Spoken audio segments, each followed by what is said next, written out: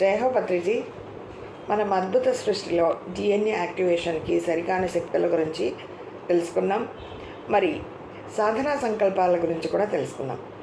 మరి సాధనా సంకల్పం ఈ జేసీల్స్ని క్లియర్ చేయడానికి మనకు సహాయం చేయడానికి కొందరు రహస్య ప్రతినిధులు ఉన్నారని మేడం అక్కడ ధ్యానంలో నుంచి ఉన్నత లోకాలకు వెళ్ళి తెలుసుకున్నారు.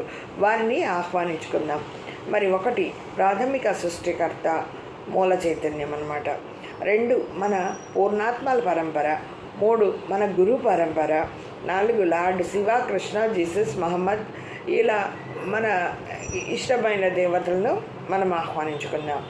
మరి 5 universal father mother gods. 6 white brotherhood of great lotus, వారి 12 కిరణాలు. 7 కంపెనీ ఆఫ్ హెవెన్.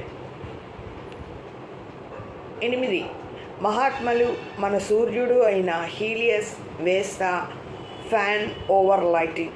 మనకి ఇవి కొంచెం కొత్తగా ఉండొచ్చు, కానీ వీళ్ళందరినీ మనం ఆహ్వానించుకొని ధ్యానంలో మన సంకల్పాలతో మనము డిఎన్ఏ యాక్టివేషన్కి మనం ధ్యానం సాధన చేయొచ్చు.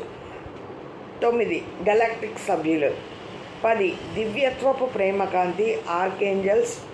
ఇంకా ఆర్కేంజల్ మైకేల్, మెటాట్రాన్ అందరినీ ఆహ్వానించుకుందాం. మరి డిఎన్ఏ స్వర్ణలత మేడం గారు ధ్యానంలో ఎక్కువ గంటలు 72 గంటలు అలా కూర్చున్నప్పుడు ఉన్నత లోకాలకి వెళ్ళినప్పుడు మెటాట్రాన్ మాస్టర్ని కలిశారట. మరి ఆ అనుభవాలన్నీ మాకు ట్రైనింగ్లో చెప్పారు. సో ఈ బుక్లో కూడా ఫస్ట్లో ఉన్నాయన్నమాట. మీరు అద్భుత సృష్టి బుక్ తీసుకొని చదవండి. మనలో డిఎన్ఏ ఎన్ని పోగులు ఉన్నాయి, మొత్తం హిస్టరీ అంతా మనకు తెలుస్తుంది.